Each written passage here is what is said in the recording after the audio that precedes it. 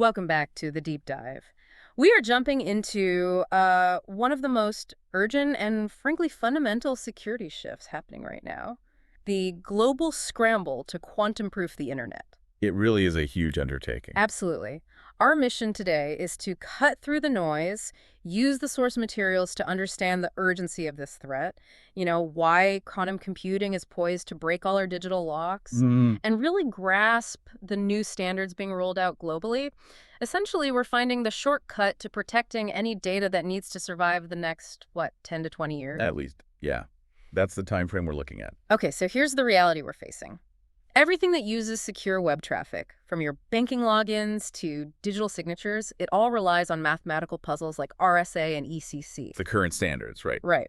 But when large-scale, error-corrected quantum computers arrive, well, a single algorithm, Shor's algorithm, makes those puzzles instantly solvable. Instantly. Not just faster, but completely broken. And this isn't just an inconvenience, right? This is a foundational security breakdown. It absolutely is. And what's fascinating here, or maybe alarming, is that this is not really a problem for the future, but a risk today. Okay, how so? This centers on a concept that governments and security experts call harvest now, decrypt later, or HNDL. HNDL. I've seen that acronym. Yeah. If you are protecting information with a long lifespan, say, state secrets, sensitive medical data, proprietary R&D. Stuff that needs to stay secret for decades. Exactly. The planning to replace your crypto, well, it has to start immediately because of HNDL. Okay, let's unpack that vulnerability then. We use public key cryptography everywhere. What is the specific mathematical weakness in RSA and ECC that Shor's algorithm exploits? So it comes down to two specific complex math problems that are currently very hard for regular computers. Okay. RSA relies on the difficulty of factoring the product of two enormous prime numbers. Easy to multiply, basically impossible to factor back out. Right, the classic example. And elliptic curve cryptography, or ECC, relies on something called the discrete logarithm problem, but over a spiral kind of curve. Again, very hard to reverse. So both depend on these hard problems. Correct. They're safe from any conventional supercomputer we have or foresee. But not from the quantum world. Exactly. When Peter Shor developed his algorithm way back in 1994, he theoretically proved that a sufficiently powerful quantum computer could efficiently solve both factoring integers and discrete logs. Wow, both with one algorithm. Both. That quantum efficiency gain is the central risk. It's forcing the complete retirement of both RSA and ECC for public key tasks. Okay, that makes the technical threat crystal clear. But let's circle back to HNDL. Why should you, the listener, maybe tracking this for your company or just thinking about your own sensitive data, care now? Before Google or IBM actually announces, we've built the machine. It's because well-resourced adversaries don't need the decryption key today. They just need the encrypted data. So they can steal and store massive archives of current encrypted traffic. Think intellectual property, decades of medical files stayed secret. Just siphon it off and hoard it. Precisely. They just sit on it. Right. Then, once a capable quantum machine is ready, maybe years from now, they can retroactively decrypt everything they harvested. Oh, wow. It creates this window of vulnerability that arguably started years ago. If your data must remain secret past, let's say, 2035, it's already potentially vulnerable to this kind of harvest attack today. That's sobering. Now, our sources quote Google leaders, people right on the cutting edge, saying their current quantum chips are still far from breaking internet crypto. They talk about needing millions of high-quality qubits, which they don't have yet. Right, and that's true. The hardware challenge is immense. So how do we reconcile that technical reality with this immediate urgency you're describing? It's purely a timing versus longevity equation. It's about the data, not just the machine. The danger isn't that quantum computing will break your standard website login next week. That's unlikely. The immediate danger is the required lifetime of the data you encrypt today. The data's shelf life. Exactly. If that shelf life exceeds the estimated arrival timeline of an effective quantum machine, you are at risk now from HNDL. And that's why governments are acting. That's precisely why governments like the OMB, CCA, NSA here in the U.S. are mandating inventories and migration roadmaps now. The threat is defined by your data's required secrecy lifetime, not just by the hardware development cycle. Okay, this is where it gets really interesting. The solution. The threat is defined, the urgency seems real. Let's shift to Post-Quantum Cryptography, or PQC. The fix, hopefully. This is where the U.S. National Institute of Standards and Technology, NIST, really takes center stage, right? Absolutely. NIST is essentially the international referee for cryptographic standards. People trust their process. Like with AES. Exactly like with AES, the Advanced Encryption Standard, back in 2001. NIST picked it, and the world adopted it almost instantly. Now with PQC, NIST has run this multi-year global competition to find quantum-resistant replacements. So when NIST finalizes these new standards, that effectively is the global adoption roadmap. Pretty much, yes. Industry and governments worldwide follow NIST's lead on this. And NIST wisely didn't just choose one new lock, did they? They picked a suite based on diverse math. That's right. Mathematical diversity is key. They recently finalized the first wave as Federal Information Processing Standards, or FIPS. FIPS, right. We need to understand what these new algorithms do. Let's start with the secure handshake. When you connect to a website, what replaces RSA or ECC for starting that secure conversation? That replacement is ML-Chem, which you might know by its former name, Kyber.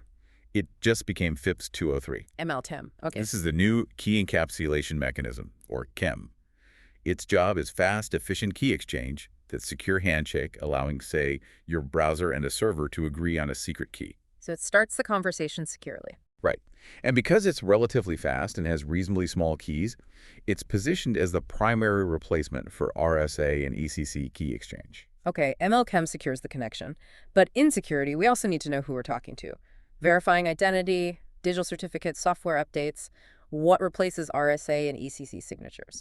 Yes, the signature side. That job belongs to MLDSA, formerly known as dilithium. It's now FIPS 204. MLDSA for signatures. Correct. This handles digital signatures that guarantee of authenticity and integrity. MLDSA offers a pretty good balance of speed and signature size. So it's designed to be the default replacement for RSA and ECDSA signatures across the internet. That's the plan. It's the efficient workhorse for signatures. Okay, so ML-Chem and MLDSA are the new power couple, the standard toolkit. Huh. But you mentioned diversity is key. Why did NIST also include that third one, SLHDSA? I hear it's much larger and slower. That's the principle of mathematical diversity in action. It's crucial. Why? Well, ML-Chem and MLDSA are both based on the mathematics of lattices, structured lattices. And while lattices are currently the most promising and well-studied quantum-resistant foundation, what if, years down the line, some breakthrough finds a flaw in lattice problems? You don't want all your eggs in one mathematical basket. Exactly. SLHDSA, which used to be SIN5s plus AF, is now FIPS 205. It's hash-based. It uses completely different, very conservative, well-understood math. Hash-based, like SHA. Based on the security of cryptographic hash functions, yes. It's slower, and it creates significantly larger signatures. We're talking tens of kilobytes. Tens of KBs, that's big. It is big, but it serves as a necessary, highly reliable backup option. Think of it as the big, heavy safe lock for the most critical long-lived systems, or where you absolutely need that mathematical diversification. Got it. A belt and suspenders approach, but with math.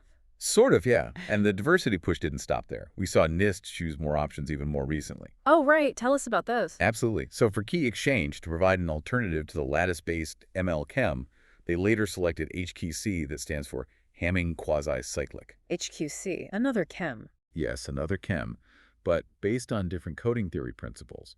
It's like having a lock from a completely different manufacturer, just in case. Diversification again. Makes sense. Any others? And on the signature side, the scheme FNDSA, which was Falcon, is also in the final draft stages. It's intended as another signature option, potentially offering different performance trade-offs, maybe smaller signatures in some cases than MLDSA. So FNDSA, formerly Falcon. Right. The goal is clear.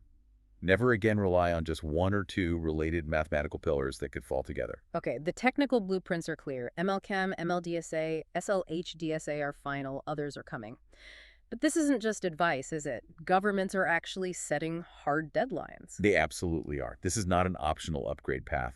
The overarching global transition target everyone's sort of coalescing around seems to be around 2035 for full migration. 2035. That feels far away, but in IT terms. It's really not, especially for large organizations. And the steps start much sooner. In the U.S., civilian agencies under OMB Memo M2302 already have requirement. What kind of requirement? They have to create an annual crypto inventory, figure out where all their crypto is, and start planning budgets now.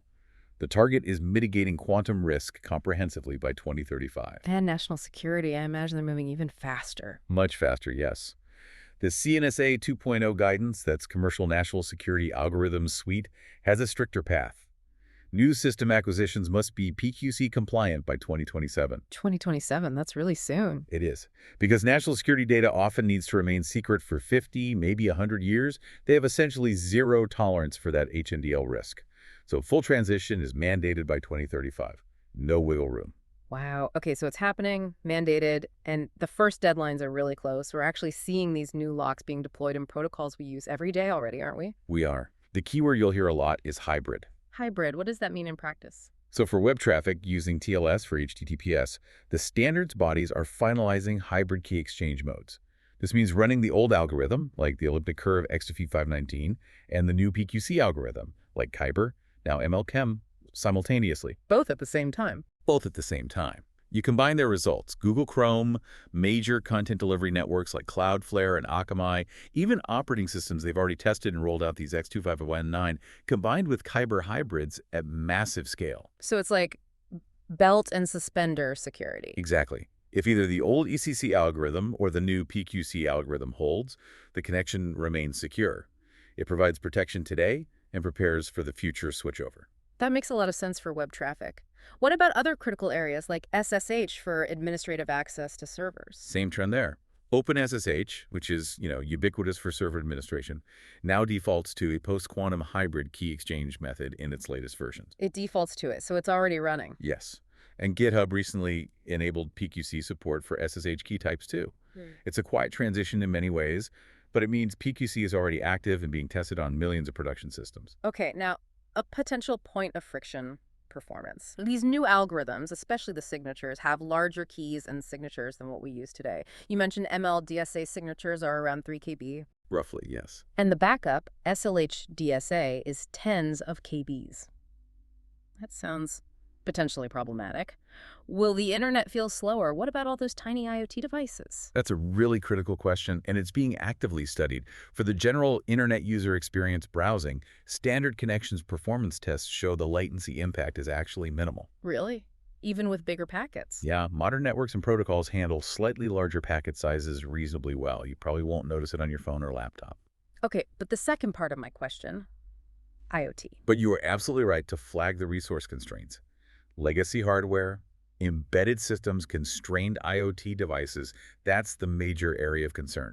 The memory footprint, the computational requirements are larger. So those systems might struggle. Those systems require very careful tuning, optimization, or in some cases, they might need outright replacement if they simply can't handle the new algorithms. But for the core web, enterprise data centers, cloud infrastructure, the impact seems manageable. Good to know. Before we move to the action plan for listeners, let's quickly clear up a common misconception. What happens to symmetric cryptography, things like AES encryption or SHA-2 hashing? Are those fundamentally broken by quantum computers too? No, they are not fundamentally broken, and this is a point where a lot of people get confused. Okay. Quantum computers do have an impact using a different algorithm called Grover's algorithm. But Grover's only provides a quadratic speedup, which effectively halves the key strength. Halves it. So AES 128 becomes like 64-bit security. Exactly. Which is breakable, but the fix is simple and just involves software configuration. What's the fix? Just use larger key sizes. That CNSA 2.0 guidance we mentioned mandates upgrading symmetric crypto to use AES 256, and for hashing, using SHA 384 or SHA 512. So just double the key size for AES, use bigger hashes? Essentially, yes. It's a known defense, easy to implement. The primary focus, the heavy lifting of replacement, must remain on the public key, the RSA and ECC algorithms. Got it. So don't waste resources replacing AES, just configure it properly. Focus on RSA ECC. Precisely. Okay, action time. For you, the listener, maybe tracking this for your organization, or even just thinking about your long-term personal data backups. Yeah. What's the simplified, immediate blueprint derived from these government sources and expert advice? Okay, 4 immediate steps seem crucial based on the consensus. First, you absolutely have to perform a thorough crypto inventory. You know what you have. Exactly. You need a detailed map of where every single instance of public key cryptography, RSA, ECC, ECDSA, etc. is used. In your applications, your network devices, your cloud services, third-party libraries. Everywhere. Everywhere. CISA strongly suggests using automated discovery tools because, frankly, most organizations vastly underestimate how much crypto they're actually running. It's often hidden deep inside things. Okay, step 1, inventory. What's next? Step 2, Mark your long-lived secrets. Yeah. Go through that inventory and identify every piece of data that needs to stay confidential for, say, 10 years or more. The HNDL targets. Precisely.